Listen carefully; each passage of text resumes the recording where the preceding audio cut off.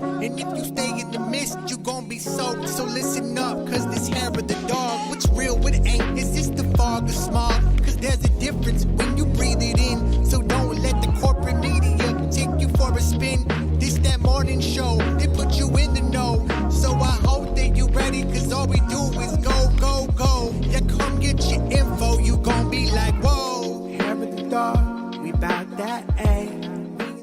Hey, good morning, everyone. Welcome to Monday morning. This is Hair of the Dog, your cure for the neoliberal hangover. So we have a lot to talk about, and we're celebrating DNC Convention Week Day 1.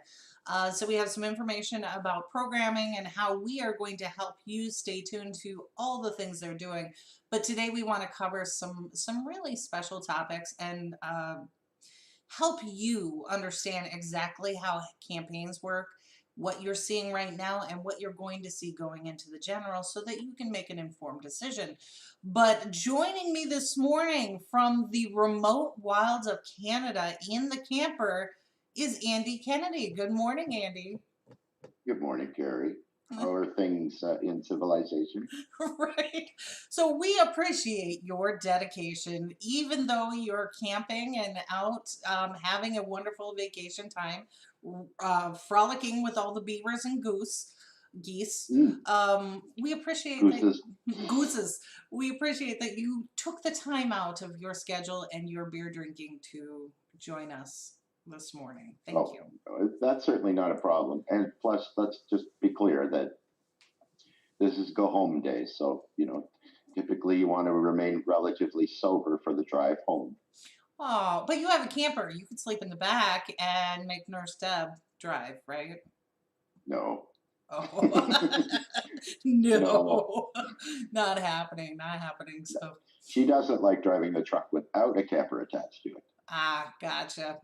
Understandable, understandable. Well, we appreciate you being here and somewhat sober. So this is great. Thank you. You are very welcome. So let's get into it this morning because this is kind of a hot topic and a little bit tough to talk about. So what we're going to do today is kind of get into this idea of the social stack and purity tests, right? So whenever you have a progressive candidate going up against a neoliberal establishment candidate or a neocon, you will always get this cry foul from corporate about purity tests. Well, our purity tests go to policy. Their purity tests happens to weaponize the social stack, weaponize all sorts of things, including, as we have seen, the Me Too movement. When you had allegations against a favorite candidate, Me Too went to the wayside. However, they rolled it back out in some very unique ways in this election that we want to talk about. Some of these allegations are pretty flimsy. Others are just downright ridiculous. So from this framework, where do we start? And I want to, full disclosure, I was a candidate in the Democratic Party. I was a member of the Democratic Party back in 2016. I was a Bernie endorsed candidate, one of two in our entire county here where I live. And that did not sit well with my own Democratic Party. So what happened in my household was we approached campaigning the way that you approach a military exercise, right? So I had my husband who is very big into military type of breaking down the objective and winning the war. That's what a campaign is. It is a bloodless war. And if you don't believe it, you've never been a candidate or worked close enough with a campaign. It is absolutely the truth. So in our situation, my husband, who was very dedicated, he ended up recruiting 6 Democratic candidates, 9 election judges, 20 precinct committee people, and we, in my campaign, walked over 35 miles canvassing in just a county race, a partial county race. And to the point where even the Republicans were like, holy shit. The chairman at the time said, I wish she was a Republican because they are really putting out the effort, and we terrified them by doing this. So our own Democratic Party, because they are themselves not really Democrats, they are just wearing blue jumpsuits, decided that they needed to get rid of my husband and definitely needed to get rid of me. So I took all of this experience and put it in an article that was published on Undercovered magazine. It's called Dirty Deeds, and I'll post a link to that. But in that article, what I did at the end, trying to be helpful and educate people, is all the things they did to me personally, all the things they did to my family, all the things they did to my congressional candidate, whom I later volunteered for. These are actual things that we saw happening from the Democratic establishment towards progressive candidates. So I'm going to put up that list real quick. And again, I'll include a link to this particular story because I think you will see these things as a progressive candidate or a volunteer yourself. They're not necessarily creative in the way that they do things, but this is some of their toolkit in maintaining policy control and making sure that their own candidates are in here. So number one on the list, discrediting campaign staff through reputation targeting with the goal of removing them from a campaign, slander and libel actions, targeting the candidate themselves. And here's one of the really horrible things they did to my progressive congressional candidate. Is this was a gentleman who had a distinguished 23-year career, top producer in his company for all that time. And they would do things like they would call up his boss or the senior VP and say, hey, we really appreciate you allowing our candidate to campaign on company time. That is so generous of you. And just making those kind of statements gets that person fired. So then they can talk about that person being fired. And we're going to go through this because that one has come into play a couple times during this election cycle on different candidates. Then other things about withholding resources, which we've seen, dark money PACs to purchase defamatory collateral. That is the big one that we're going to talk about today, where we're seeing that happen right now. Then the other part of it is threatening volunteers, threatening their employment, threatening other people who are supportive of it. All of these things, not new, but tried and true because they actually work. And they only work because you're not familiar with it. And we have this idea that we have the moral high ground, right, on the left. So these things would never happen. They would never do this, right? No. Well, it's a tactic that the reason it happens so often is because it works, right? The front page of the newspaper is where the allegation comes out. The retraction is on page 37. If there's a retraction at all. Yeah. Yeah, we're seeing a lot where that's not coming in. So good morning, Mike, and to our viewers here. So just a reminder, if this is the first time you're tuning in, we do see most of the comments that come in. Sometimes tech isn't working right, but for the most part, we see most of the comments come in, especially if you're on our Facebook page commenting. So join the conversation. If you think we're wrong, you think we're totally out of bounds, or you think I'm completely nuts, let's talk about it. Let's weigh in here. So and all of the above. Yes. Yeah, 100%. So one of the pieces that I think where, you mentioned it, the allegation. The allegation is all you need, right? You don't need to substantiate it with claims. You don't need to back it up with all sorts of detail. And one that we've experienced here, and me personally, when people who are on the left decide to weaponize all of this sort of thing, is one of our former members here, Don Ford, personally made me accountable and told everyone that I had him fired and stole his company. And he neglected to mention that there are, what are we, 8 or 10 employees of the company? Yeah, at the time there were 8. Okay. So all he had to do was go on Facebook, call me out by my name, and make these wild allegations like I was trying to have him killed, that I was trying to buy a life insurance policy on him and collect the proceeds. And nobody questioned how crazy that sounded, nor that none of that is even remotely possible. if you understand how the law and insurance works. But he kept going on and on with it. And he himself made threats to me. He made threats to other members of progressive organizations, all of these things. But I am so pleased now that, number one, we merged with another company, DLF, to get away from that. But then I actually have confirmation from the state of California that Progressive Insider is now closed. So if Don Ford owned the company, there's no way that our organization could close it in California and move on.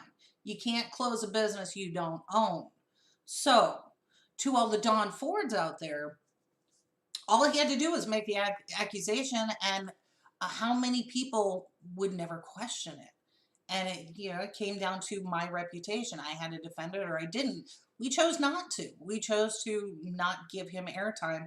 So this is another example of how people on the left are not, they're perpetuating and allowing these types of behaviors to happen because they don't ask basic questions. So today we're going to ask those basic questions and kind of go through some other agencies that haven't done their due diligence. So I think this year has been a very strange. Well, obviously, 2020 has been an unprecedented year, right? And I think people are just shell shocked with a lot of this stuff, and that's why these allegations go so much farther, because you can't dedicate a lot of brain power to one specific thing because there's so many different things coming at us as far as the pandemic and the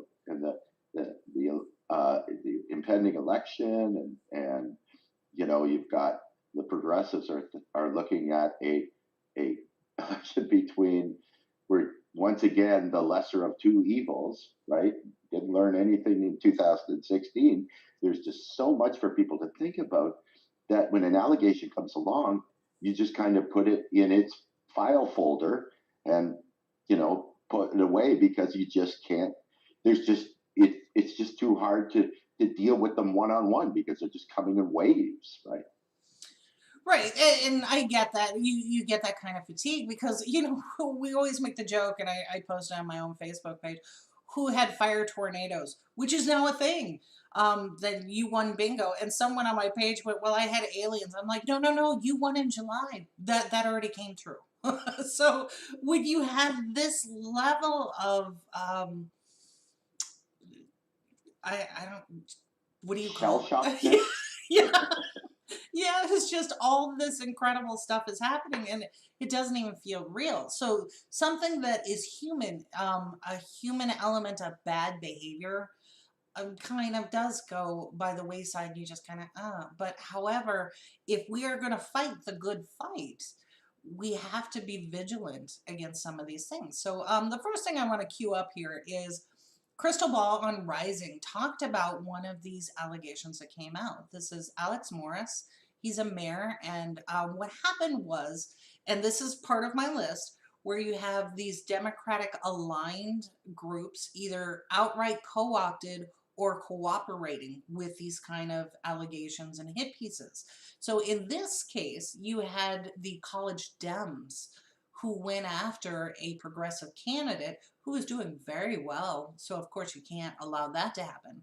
So the college Dems decided to put out some spurless allegations against Mayor Morris. So I'm going to cue up Crystal because I think she can, explain it pretty well on her own. So here's Crystal. All right, Crystal, what's on your radar? Well, as we reported here yesterday, congressional candidate Alex Morris is facing allegations of improper conduct by several groups of college Dems. Well, I guess that's what he stands accused of because, frankly, the allegations are rather vague and also because it is far from clear that any reasonable person would call them improper. So here's the background. Morris is a high-profile Justice Dem battling Democratic incumbent Richie Neal. Neal is the powerful chair of the House Ways and Means Committee who is adamantly opposed to progressive causes and adamantly aligned with corporate interests. Longtime viewers will recall Sagar's incredible radar trashing Neal for holding a birthday party to celebrate AIG's pillaging of the public purse. Now, after watching progressives like Jamal Bowman and Cori Bush notch big upset wins against entrenched incumbents, it was looking like Morse, a 31-year-old gay mayor with working-class roots, may actually have a shot here. The election is now just weeks away. But now the race has been thrown into turmoil after the College Democrats of Massachusetts alleged that Morse had conducted himself improperly. So according to the Daily Collegian, the College Dems alleged that Morse had matched with students on dating apps, added College Dems to his close friend's Instagram story, and had sexual contact with students at the schools in question. Now, the most detailed allegation comes courtesy of the Boston Globe, which reports that one student who had a sexual encounter with Morse found out afterward that Morse was a lecturer and mayor and felt uncomfortable upon learning that information. The Young Dems claim that Morse abused his status and position, although this kind of seems like the opposite of Morse abusing his status and position for romantic ends, since this person literally didn't know Morse's status and position. For his part, Morse has absolutely denied that any of the relationships were non-consensual, apologized for making anyone uncomfortable, and clarified that he did not have sexual interactions with his own students. So guys, look, I read all this over, I took it all in, sat with it, turned it over in my head, and I cannot possibly imagine why any of this matters. What is even being alleged here? That as a young gay man, he went on dates with other young gay men? That he followed people on Instagram? That he used dating apps? Now look, perhaps there are other allegations to emerge, and of course, we should take them as they come, if they come. But are liberals really appointing themselves morality czar now, passing judgment on consensual adult bedroom activities? As Ryan Grimm put it, if Morse hooked up with a 20-year-old plumber, nobody would rightly care. But they're a student, so they have to be protected by the purity police. Ridiculous. Right. So note that she put Ryan Grimm in there. Ryan Grimm is the DC bureau chief for The Intercept, a publication that I love, and I, for the most part, is very ethically sound. They do their due diligence and adhere to journalistic integrity, except in one case. And I'm going to get to that in a minute, but remember Ryan Grimm in The Intercept. So real quick, Jeffrey, good morning. Chris, thank you so much for joining us. Mike says he's got, and I can never pronounce these, it's a Cthulhu thing for September, and I'm going to tell you, Mike, you already won, because there is a new series coming out for Cthulhu, so you'll enjoy that. So that was Crystal. So let's break this down a little bit, Andy. If I'm the DNC, and I've got some money and connections behind me, here's how we do it. And we saw this when we did that segment way back on Operation Mockingbird. So I'm going to hand a hot, juicy tip off to a reporter at a publication that's friendly to me. And I'm going to just drop it with them and make sure that they publish it. At the same time, I'm going to coordinate that with other different media outlets, social media, and then I can pay to boost all of those publications and those stories, right? So as Crystal talked about, that's exactly what happened with the College Dems. You had the College Dems public with their shaming of this candidate for how dare he date. And then you had all of these publications go with it. And then you can just go ahead and boost those posts so that everybody sees it. And that's the key. Because, you know, Andy, you said it, we are just so shell-shocked, and all this election and all this crap happening, and we're just trying to survive. It's a candidate who doesn't have a whole lot of money cannot reach the voter 18 times the way the DNC heavily funded corporate media can, right? Right, exactly. Well, was it the one of the congressional races in Tennessee where the progressive was able to raise $6,240, and the establishment candidate raised $2.1 million. It was a slight discrepancy. Like, that's what we see. Well, the one thing that I wanted to comment on is that it seems that it's expected that congressional races happen now, and it all depends on how well you're able to attack, right? Oh. Your beer fell over. Actually, no, it's the phone. I don't know if it's because the beer is too cold. But it's, like we see that your successes, as a lot of times, is displayed in how well you attack your opponents, or attack things, or groups, or anything, like committees. We were talking and I've talked about this before. We talked about the Bernie Sanders race, how Bernie was wildly criticized while he was still, in the race, before he suspended his campaign, in the debate with Biden, and how he didn't go on the attack, and where people figured, well, he could have ended it right there. He could have displayed how horrible a candidate Joe Biden was simply by going on the attack, right? Not understanding that a politician like Bernie Sanders, who has been, spent his entire political career talking policy, and not falling back on attacking the other candidate to make yourself look better, right? That's abhorrent to him. And I know I've said this before, that he's given interviews to explain that, especially after he suspended his campaign, and asking Bernie Sanders to attack another politician instead of talking about policy is like asking him to rip off his arm and hand it to you. You just can't do that, right? It doesn't Absolutely. happen. But the main criticism was, well, he needed to attack. He needed to, bare his teeth and get his claws and just destroy Biden. Mhm. And he just wasn't capable of that, right? We live in a time now where we don't discuss policy. We just, how well can you attack your opponent? Oh, absolutely. And, to his credit, they were salivating, waiting for him to do that. And what would have happened is they'd have trotted out that social stack.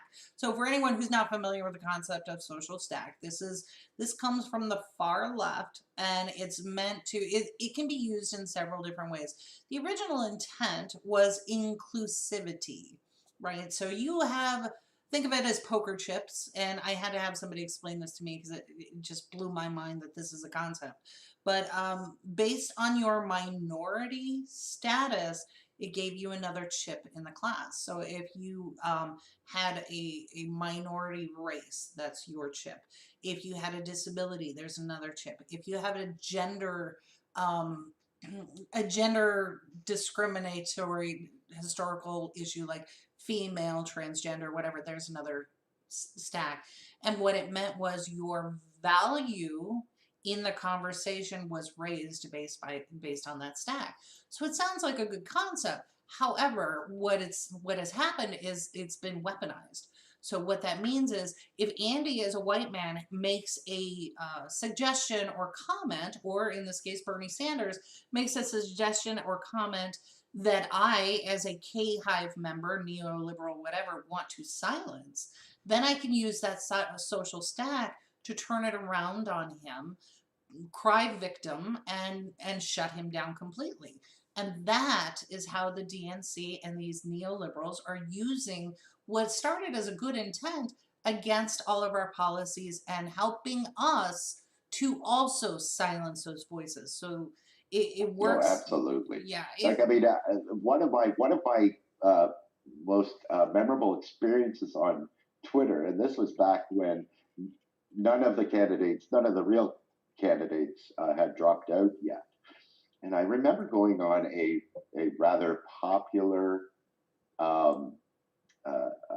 tweet that had, thousands and thousands of people either agreeing or disagreeing or whatever, and saying that, all I said was, I fear that if Bernie Sanders doesn't win the nomination, it could mean the end of human beings' ability to live on the planet, or I fear for the future of humanity, something to that nature. Not, saying anything bad about any of the other candidates, or really just kind of a statement of fact. and was attacked mercilessly by, and you'll like this, by mostly Kamala Harris, K-Hive. Yep. right? Mm-hmm. That's mighty white of you, Yes. right? For simply making a statement of that nature, right? And saying, well, that's interesting that you would say that when there was really nothing even racially or genders or discriminatory in anything that I had just said, and turning it around and saying, oh, just another, racist white guy that's trying to get his the white candidate, right? And that's Yeah. exactly what happened. It was a ganging up from groups of Harris supporters, right? Simply because I said something about a white candidate, and that was very telling to me early on in the campaign. Oh, and K-Hive they were still out there thriving. In fact, they got our own journalist, Rome Bethia, shut out of Twitter. He's now back for everybody who's looking for Rome. But yeah, so here you had K-Hive, who was using the social stack for a minority status and female, use it against a minority male journalist to get him shut out of Twitter. So this is how the social stack works. So getting back to Crystal and her end with Ryan Grimm on The Intercept has actually been doing some really good reporting on the policy of using social stack, the Me Too movement, and all of this. So they just came out with another article. This is Amy McGrath's Senate campaign. And you remember early on when I talked about my own congressional candidate losing his job because of DNC operatives. Here again, it happened. So if you will recall, I think it was like a week ago, 2 weeks ago, we were talking about the whole primary race and how there was only, the Democrats were not at all bothered that there was one polling location for 600,000 people because that location happened to be in Louisville, Kentucky, where the Progressive had his home base. So they didn't complain about that at all. Voter disenfranchisement, they didn't care, so long as Amy McGrath prevailed in the primary. And this particular gentleman here, Mr. Jones, Matt Jones, runs a sports, he ran a sports show on a very popular program. And he had gone to Chuck Schumer, flew to DC, met with Chuck Schumer, said Chuck was really nice, but he kind of favored Amy McGrath for the primary because Matt was wanting to run. So he went there to, essentially see, is it okay? What do you think? Do I need to kiss the ring? Whatever. And Chuck Schumer said, well, Amy's good for raising money. We like her for that. It was not about her policy or whatever. It's not the fact that Amy McGrath is a carpetbagger and all of these other things that the people in the area hate. I mean, who loves a carpetbagger, right? So what happened was he was getting ready to run, and he's some pretty stiff competition because if you have airplay and you are very popular, you become a top contender.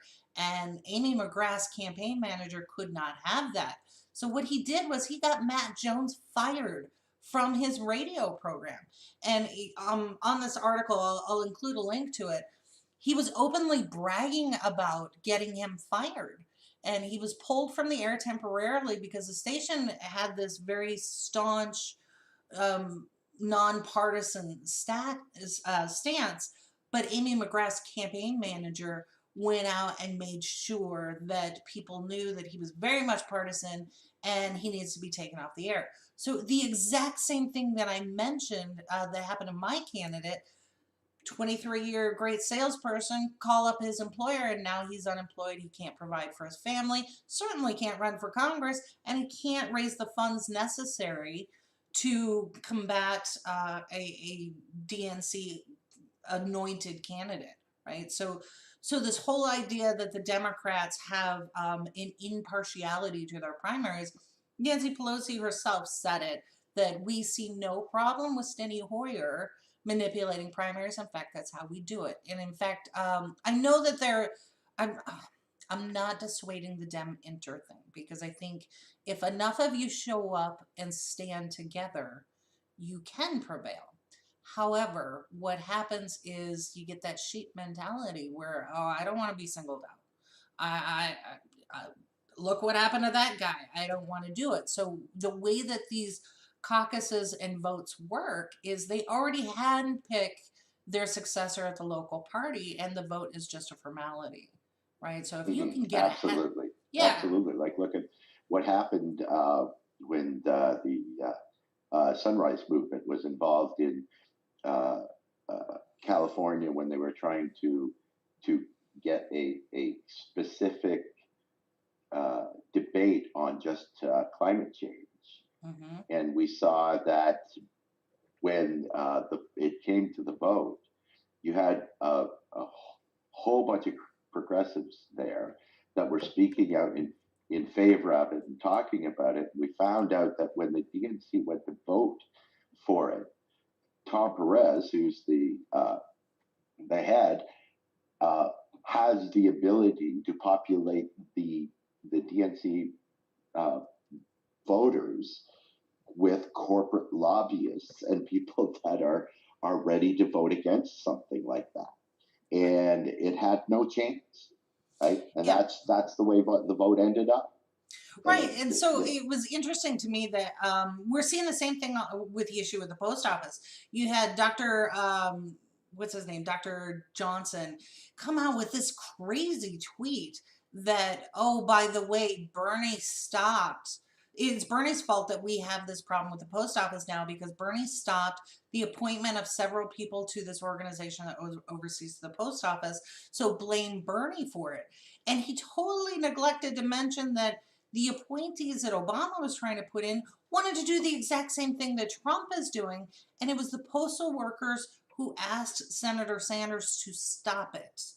He neglected to say any of that. So we would have had the same situation with the post office earlier as we see today. So it's all of this. You just need to make the allegation because people aren't going to pull it back and they're not going to piece through it and look at it. So this is what's happening in political campaigns as well. So and the whole thing with the post office absolutely ludicrous anyway. And it's the whole reason this is happening. I don't know why the general public can't make the connection, right?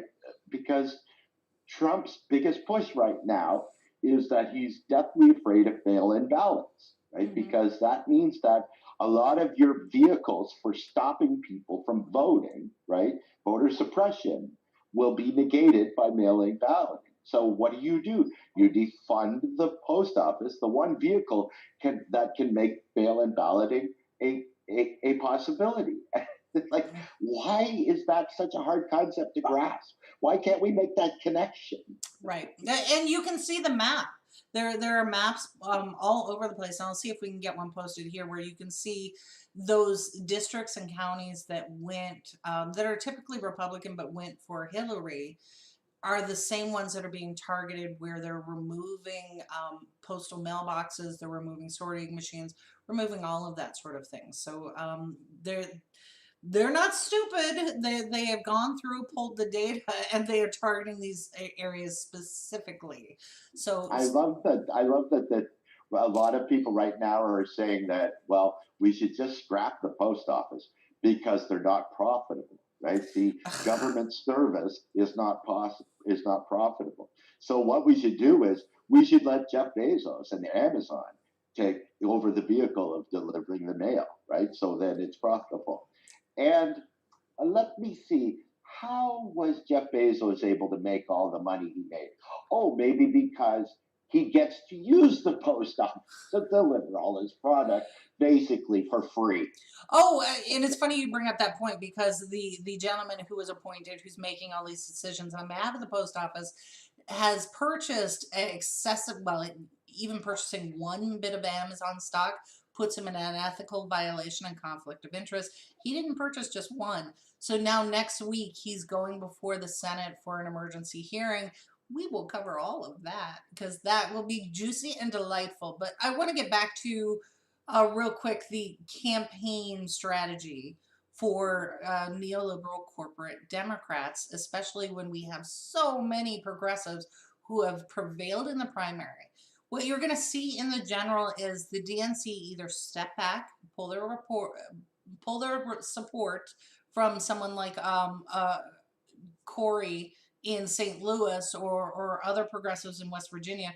We had like 4 female progressives win in West Virginia.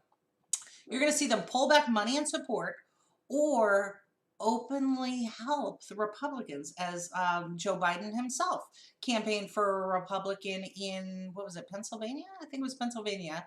And then you had, what's his face down in Texas? Beto O'Rourke campaigned for a Republican against a female progressive in Texas, so she lost her race. So these are the things that you're going to start to see roll out, even though we have a little bit of a compressed general cycle. The one that I really wanted to focus on, because I've been waiting and sitting on this one for weeks, waiting for clarification of some allegations that came out. And this was actually The Intercept. They put out their own hit piece from a journalist that I had never seen published there before. So I was trying to track down her, but they put out a story about sexual harassment allegations against Shahid Buttar, who's running against Nancy Pelosi in San Francisco and California. So you talk about a #1 battleground race. That's it. So right, and let's also make sure that we clarify, if you haven't been keeping score, right, that this race has been about the challenger in Shahid Buttar, who has been out front and center everywhere, going to, with mask on, going out into to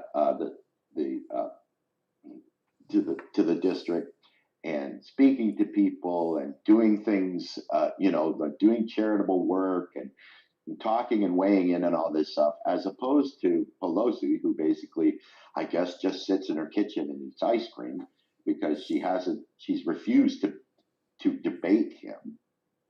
I personally think she'd be absolutely destroyed in a debate with Shahid, but that's my own personal appearance. Right, so that's the stage I'm setting up, is that this has been so one-sided that all the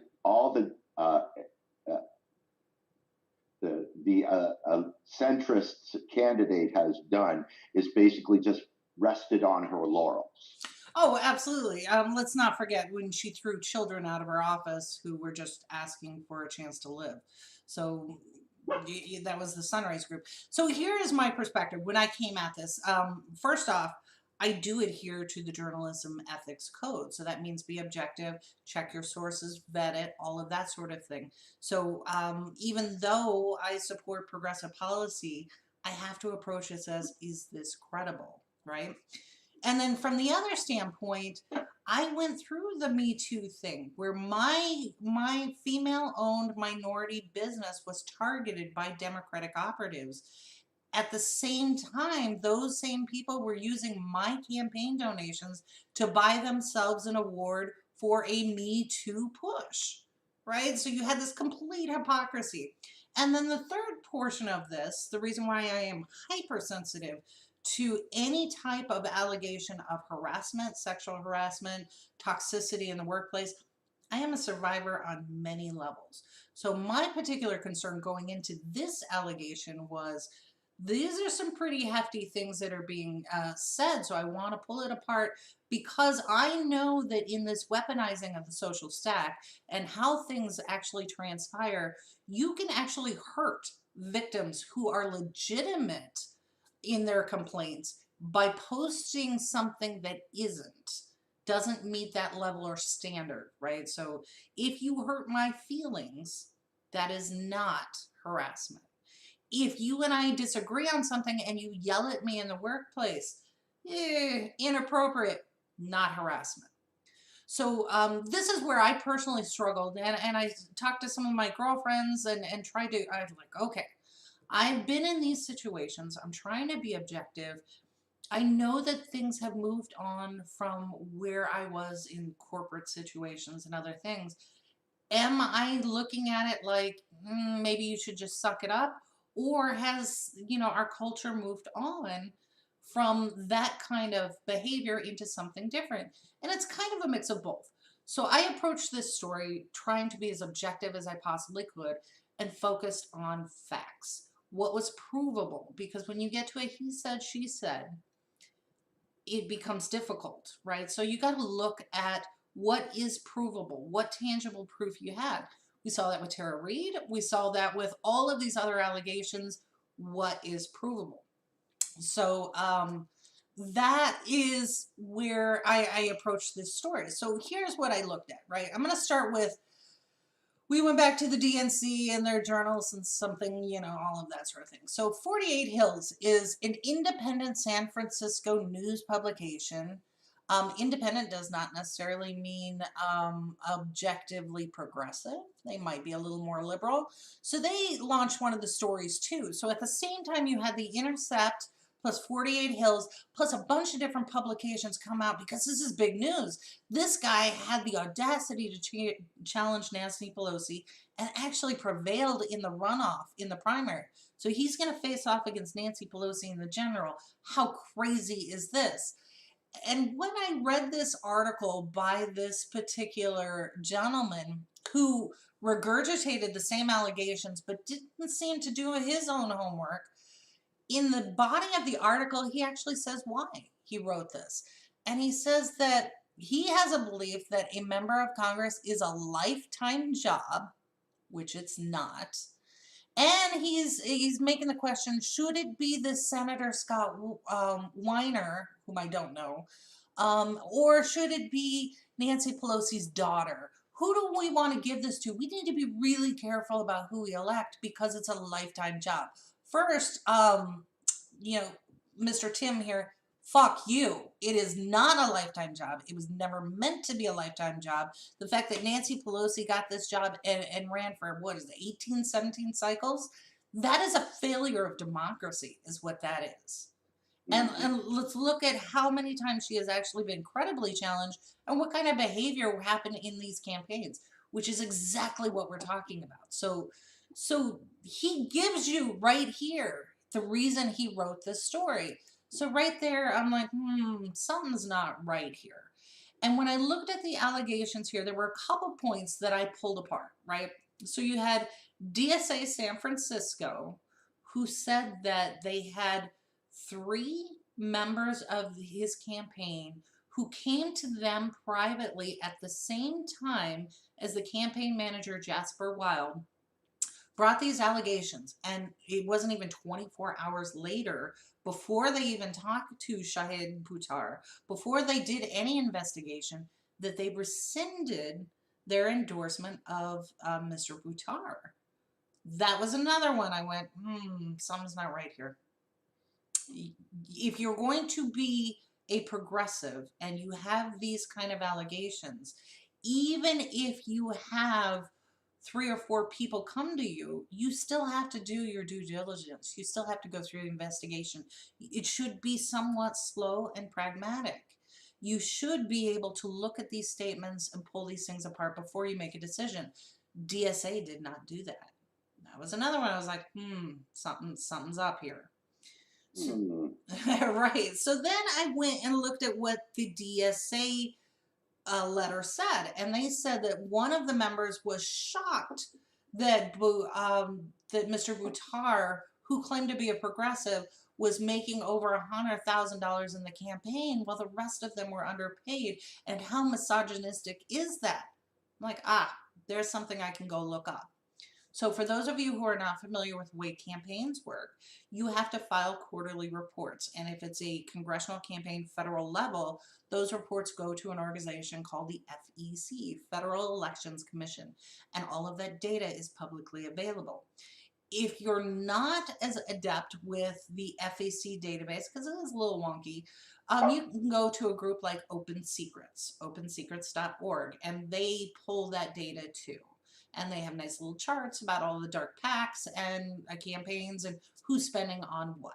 So there was a data point that I could go look up. So of course I did. And here's what I found. So this allegation that Shahid was being paid $100,000, not true. And I gotta tell you, I know the FEC database pretty well, so it took me all of maybe 7 minutes to pull this up. So as a journalist, what you're supposed to do is check the facts. If somebody gives you a point of material fact, you have to go and verify it. On none of these articles, from The Intercept to 48 Hill, none of them checked it. And I tell you, it took me 7 minutes to pull this data. So that was another piece. I was like, okay, what's happening? What's going on here? So now I'm going to make an allegation of my own that is absolutely unsubstantiated, and I'm not going to know if I'm right for another 2 months.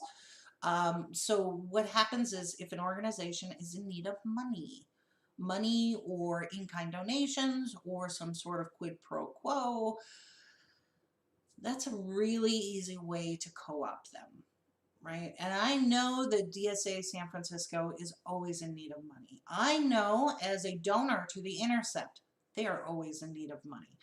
What's going on here?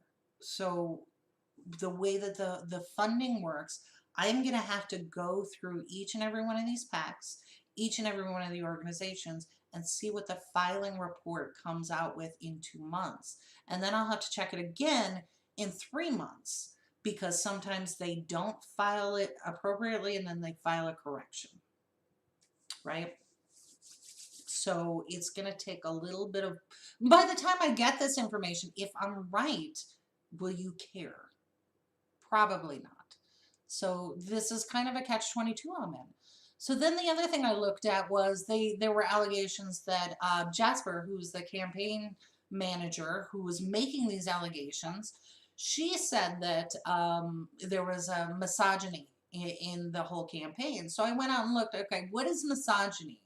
This is treating women differently than you would treat men. So if I'm female and I work in a campaign and I have an idea that gets rejected, doesn't necessarily mean that it was a good idea that got rejected, unless the gentleman next to me, the male, makes the same suggestion. They go, oh, way to go. Yeah, great idea. Then, okay, whatever.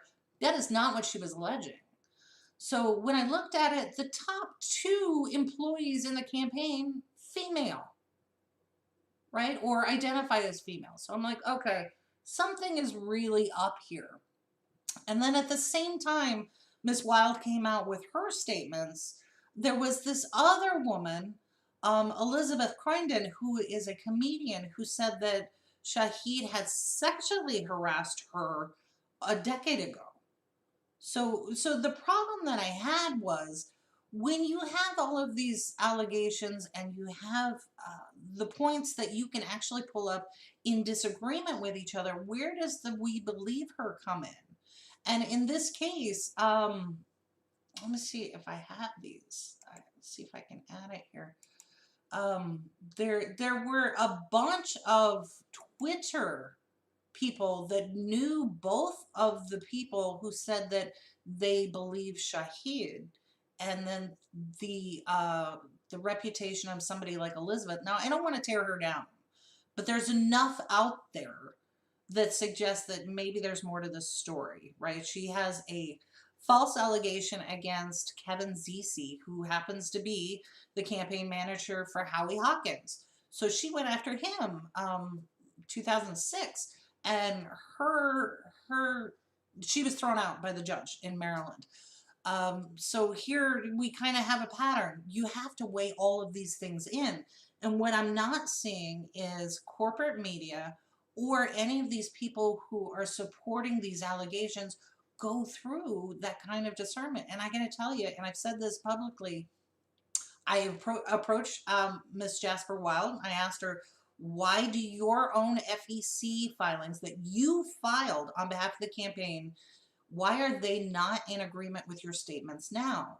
And why are your own donations to Act Blue reflecting that you weren't sure if you worked for the campaign in November and October? You told the FEC that you didn't, but we know that you did while you were making these donations through Act Blue to another campaign.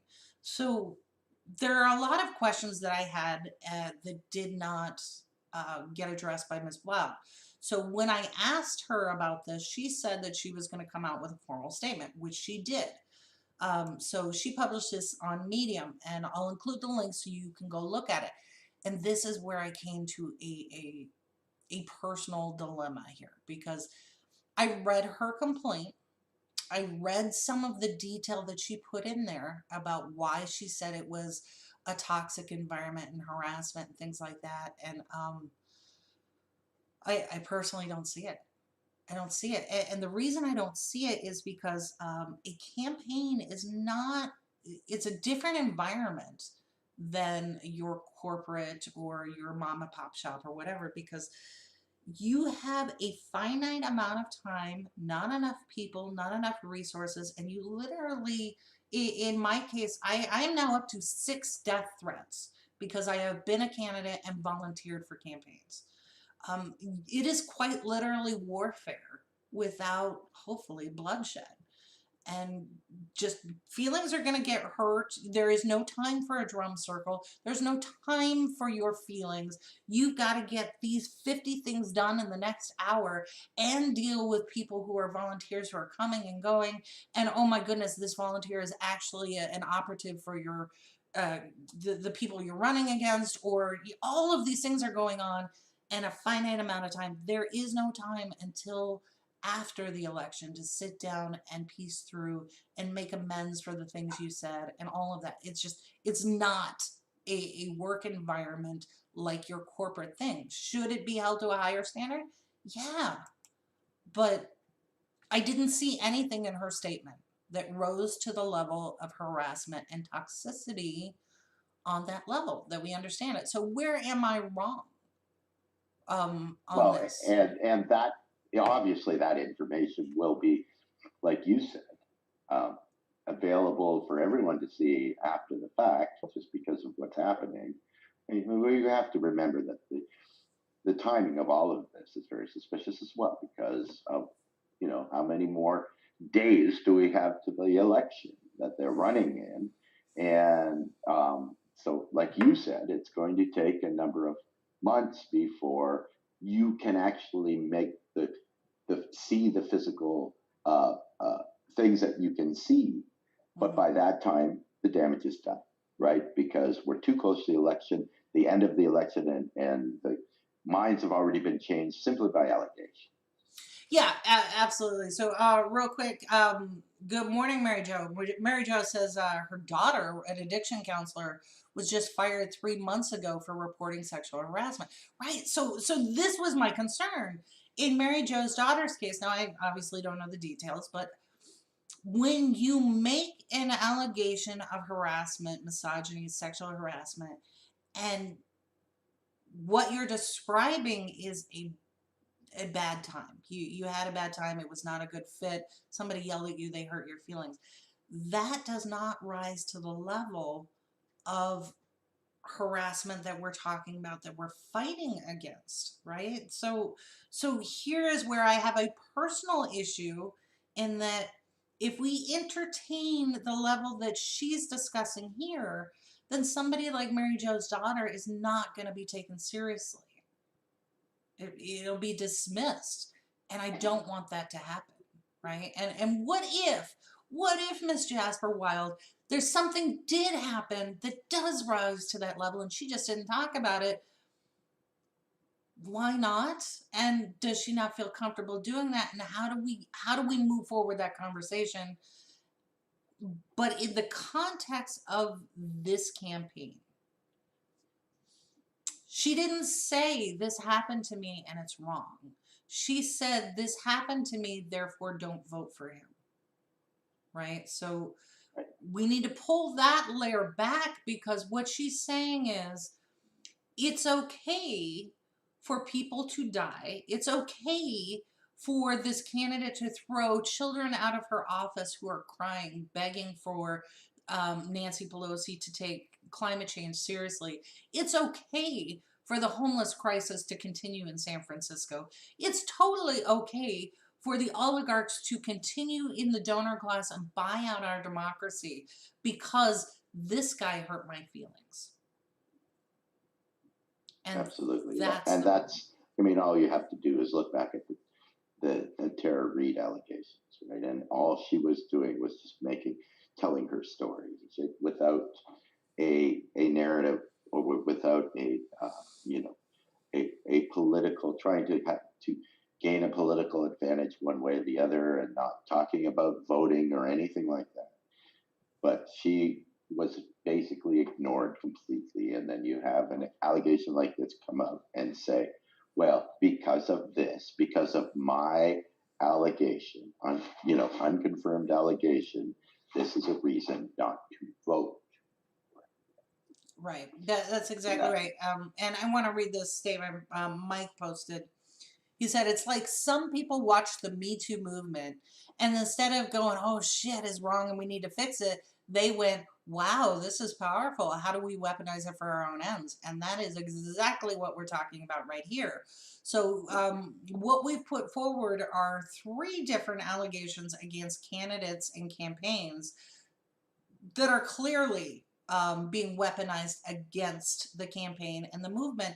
And the worst part in all of this is where you saw the college Dems and now DSA, who seem to be part and parcel to all of this. To what ends, I don't know. Well, and this all seems to be, the evolution of tactics, right, on the elite side, because for years and years, all you really had to do was to support your candidates was to just outraise them, right? Just throw money at them, and that was enough to push them over the top. That it didn't matter what their opponents said; it just was whoever had the most money got the most votes. And we're time and time again through this entire election cycle, we're seeing progressives that are getting raising not nearly as much money as the centrists are still coming out victorious. So that's a change in game plan now, right? We can't win by just simply throwing money at this. We've got to change our tactics, and those tactics include, the dirty pool that we've been talking about for this entire show, and that's significant, right? And that it's why it's because, like we said at the very beginning, it works. Oh, it does. And I think from my part, I was a little disappointed in The Intercept, because I did approach Ryan Grimm. I did approach some of their editorial board. I did approach them on social media, on their Twitter, on their Facebook page, and approached them with the FEC data that I had pulled. And I said, guys, you need to print a retraction here, or at least a clarification that, this person said this, however, the information, nothing.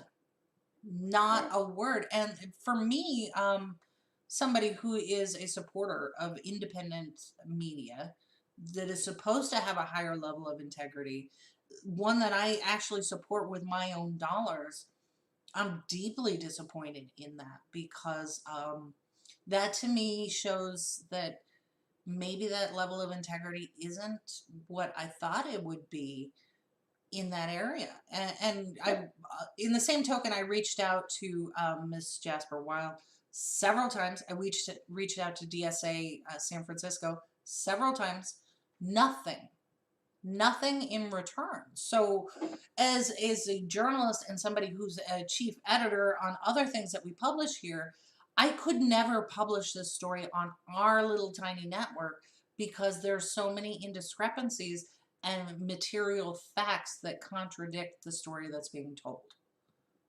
It's just exactly, and you would think, I guess it's demoralizing, right? Because it's what you thought, you almost take for granted that this corporation, or at least this group that you've even financially supported, and I've, almost every show you've talked about that, well, we could just look to The Intercept and see what they've said, right? It's demoralizing, because you want to, and we've talked about this over and over, especially in our organization, about if you live in a glass house, you can't throw stones. If you're going to criticize politicians for their corruption, you've got to take the high road every single time, and that's just the way it is. So you expect like-minded and other corporations and other groups to do the exact same thing, and when that doesn't happen, that's just another strike against our our group and say, look, no, you can't do that. If somebody messes up in your organization, you've got to take the high road. You've got to say, look, we messed up, or we retract this. But no, crickets, damage control, right? That's very disappointing. Exactly. So, all right, we are way past the top of the hour. So, with that in mind, if you've been watching the show, right here is our Patreon. Yeah, if you like integrity and reporting, and I will personally come out here and tell you where I've done something wrong. I have no problem with that. That's part of integrity. It's part of being an adult. So if you like independent, non-corporate, progressive media for progressives, consider becoming a Patreon member. So the other kind of important thing going on this week is today is day 1 of the DNC convention. So we will showcase some of the activity that's going on. We are part of the media organization that's participating in their updates and their live feed. But what I really want to point people to is the committees. The committees are starting, I think, now. So if we will post a link to that, and if I can get the live feed on our Facebook and Twitter, I will do that, because the committees and the caucus meetings, that's where the sausage is made. You really want to pay attention to what they say and what they do, because what will happen is they'll talk about, oh, we love the Green New Deal, blah, blah, blah, climate change, our children, and then turn around and vote against it. So these are things that you really need to understand. Who's saying what? Who in the committee, like if, for example, if you have a member of the Black Caucus who is making decisions about gerrymandering that don't favor the population that they're supposed to be representing, you'll see it in real time, and you'll know exactly who your friends are. So this is why the committees and those meetings are so, so important. Like they're creating, excuse me, they're creating the rules that the DNC has to abide by, right? They have to abide by those rules.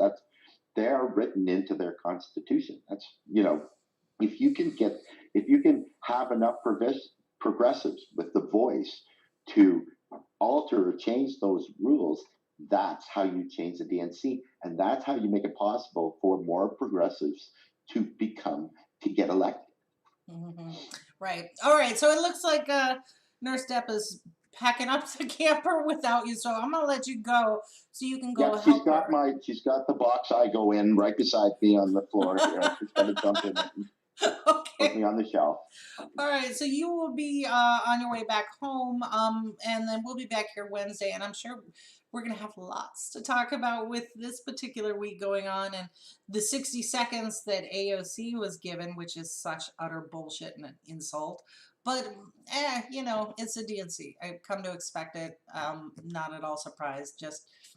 They're just not trying to hide it anymore. So, with that, if you'll tune in Wednesday, we'll be back. And Friday, we're working on a special guest. So we'll see how that goes. Tune in, I think it's, tomorrow at 7 p.m. Eastern. We're going to have another episode from Brandon Johnson. And he's got a good interview coming up. So that's it for us for now. Enjoy the DNC convention. Have a good day, everybody. Take care. Never the dog, we bout that, ayy. We in the zone, we out here, yeah. Spitting the facts, how it's supposed to be. Never the dog, we